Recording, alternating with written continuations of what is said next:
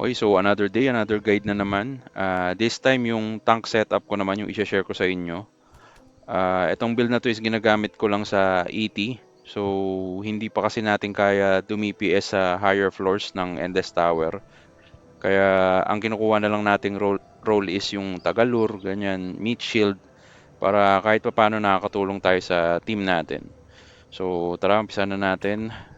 Sa stats, VIT, minax ko lang. Tapos int, minax ko din para lang sa PDEP, MDEP, tsaka sa HP. So, syempre, tank nga, hindi naman na natin kailangan dumamage. Hindi na ako naglagay sa STR or sa AG, mga ganyan. Nag-focus na lang tayo talaga sa survivability. Then, sa skills, sa first job, eto, level 5, Magnum Break, level 5 Bash, level 10 Provoke, yan, minax natin yan kasi yan nga yung skill na madalas natin gagamitin. And pag minax mo kasi siya, meron siyang debuff o reduce its defense by 37%. So okay na okay yan.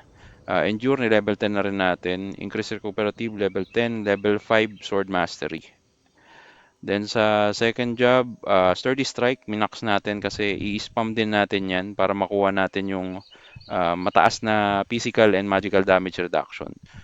Yan yung nasa auto natin. Mamaya papakita ko sa inyo kung ano-ano yung mga nakalagay doon. Then Lion's Roar, ni-level 10 na lang din natin.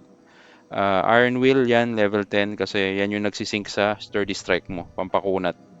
Tsaka HP Shield. Level 5 Sword Quicken, nilalagay rin natin to sa auto kasi nga, etong Sturdy Strike is attack speed base, yung cast time niya. Tapos level 1 Riding, level 5 Cavalry Mastery. Then dito naman, level 5 Tension Relax, pang additional survivability mo pag naglulure ka tapos lumalayo ka sa mga FS or Bard nyo. So, ayan, magagamit mo yan. Next is Berserk. Yan, pang additional lang na emergency kit mo. So, kung mamamatay ka, pwede mo pindutin yan para mapuno agad yung buhay mo. Then, Rune of Fate, level 1, pang alalay din sa Panacea. Aura Blade, wala, kinuha lang natin to kasi wala man na tayong ibang kailangan skill. So, naglagay lang tayo ng Aura Blade para may slow tayo sa mga targets natin. Level 10 pari, minax out natin kasi may chance na magpari ng physical damage. So, okay na okay yan. Isasama rin natin sa auto-casted skill yan kasi pang survivability yan eh. Level 5 head crash para lang sa level 1 joint beat. Hindi na natin tinaas yung level kasi ang kailangan lang naman natin dito is yung mga debuff sa mga mobs. So, okay na yan. Level 1 lang. Then, ang auto setup nito is ito lang. Sturdy strike lang. Then, aura blade, sword quicken, tsaka pari. Yun lang ang nakalagay sa auto. Ang manual ko naman is taunt, tension relax, uh, ano to? Berserk, endure, pari, tapos Lion's Roar lang. Kung sakaling kailangan ko mag Lion's Roar, at least na-click ko siya sa manual. Pero ang ini-spam talaga natin dyan is yung taunt. So, ayan, ano pa bang next? Sa enchants naman kasi, hindi naman na gaano kailangan. Dahil kung ano lang yung enchant na meron kayo, okay na yun eh. Since hindi naman tayo magfo-focus talaga sa tank build. Kung meron kayong, sabi mo ng mga HP plus HP o kaya plus PDEP, pwede nyo rin ilagay yan. Mag-preset na lang kayo. Nyari, ganyan. Pwede rin naman pag may extra kayong Mora coin. Pero kung wala naman, okay na yung kahit ano lang, kahit yung pang DPS nyo. Kasi hindi naman natin kailangan ng sobra-sobrang defense talaga. Kaya naman siya ng skill setup tsaka stats, then equipments lang. So, sa equipments, ang gamit kong Divine Armament sa weapon is Excalibur. Pang additional VIT, additional P damage reduct, tsaka HP. Sa armor, going set lang. P-dep, P damage reduct. Sa shield, Valk Shield para reduction sa water, fire, yan, shadow damage, undead. Tapos additional P damage reduct na rin, tsaka M damage. Then, sa cards na lang. Technically, any naman to. Katulad nito, ito, nakadalawang hunter fly lang ako. Pero kahit hindi ka naman nakaganyan, okay lang. So, kung ano na lang meron kayo, salpak nyo lang dyan. Kung gusto nyo maglagay ng mga plus 1 VIT sa mga green card, pwede rin. Ito, Tara lang kasi nakatara rin naman ako. Hindi ko na pinapalitan. Kinukuha ko na lang yung PDEP, MDEP niyan. Dito, Peko, additional HP. Eto, kung anong HP lang din, katulad yan, Eclipse, Choco, yan. Any naman, wala namang kailangang ilagay na setup. Then dito, yung ML ko lang, dalawa, para pag naglulure ako, mabilis maglakad. Then sa accessory, wala, spore lang, additional vit, pang dagdag ano na rin yan, survivability. Then, eto, live all my, vit din yan, may fire reduct na din. Tapos sa face wear, sa face wear, ito na lang, pwede naman to. Kunyari may ornament kayo, salpak nyo na lang yan. Sa mouthwear, kung nagpa-puppet card kayo ng angeling at ginagamit nyo rin naman yun mismo dun sa setup nyo, ayan, okay na okay yan para additional HP din. Sa backwear, any na lang. Kung gusto nyo, dalawang horn hammer, okay na yan. Costume, yan. Kung meron kayong puppet na bapo, additional PDEP rin yan. Then,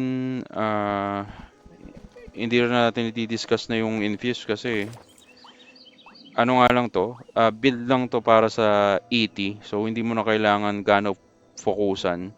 Siyempre, pag finokus mo rin pati yung infuse mo, baka madelay ka lang sa progress, sayang din. Eh, hindi naman kailangan na sobra-sobrang kunat pa sa ET. Kaya naman na ng Bard tsaka ng FS na i-sustain tayo. So, ayun lang, kung ano lang yung gamit mong infuse, okay na yan. Kung mag-a-adjust ka na lang ng setup pa, siguro dito na lang sa guild stat. Kunyari, kailangan mo pa ng mas maraming HP, ano mo lang, ayan, katulad yan, i-reset mo lang, lagay mo dito, salpak mo sa defense, para at least may extra defense tsaka HP ka. O kaya, medals naman, pwede mo rin namang i-reset yan. Kunyari, ito, kailangan mo pa ng extrang defense or magic reduct, salpak-salpak mo lang dyan, pwede mo namang i-reset yan. Yan, katulad yan, P damage, di mo kailangan yan since magtatank ka nga. Tapos mura lang naman yung reset niyan. So, pag kailangan mo na uli, tapos ka na mag-80, balik mo na lang sa dati. So, ganun-ganun na lang. Doon mo na lang siya i-adjust sa medals or sa guild stats. So, ayan, yun lang naman ang kailangan doon. Ano pa ba? Traits, hindi na rin natin kailangan galawin yan. Kung ano lang yung meron tayo, okay na yan. Sa feathers, yun din. Kung ano lang yung setup na gamit natin, okay na yun. Masusustain naman tayo ng mga support. Siguro ang ano na lang, ang pinaka i-practice na lang is yung kung paano ka magta-tank. So more on gameplay na lang. Pero yung pagkaka-setup ng mismong character or yung mga stats mo, equipments, yun lang naman. Wala ka naman ng ibang kailangan baguhin dun sa mismong stats mo. Makakatank naman yan as long as naka full vit ka, full int, tapos defensive equipments. Ito na pala sa accessories pala, hindi ko makalimutan. Mag golden foot ring kayo para additional vit din, tsaka damage reduct, tsaka healing taken para malaki yung nare-receive yung heals sa mga support. Okay, so stats check lang tayo sa setup na ginagamit natin pang tank. I-auto lang natin yung sturdy. So yan, ang HP niya is 99k. 99.4, ang PDEP niya is around 2,200, MDEP 539, then ang P damage reduct niya is 100.68, M damage reduct naman is 92.72%. So yan yung pinaka stats ng tank setup natin. So far naman, pag ginagamit ko tong setup na to, okay naman as long as nasusustain ako ng Bard. Kumbaga, dumidikit-dikit ako sa kanya, adjust din ako ng positioning na lang. So, yun na lang yung practicein natin para makapag-tank tayo dun sa Endless Tower.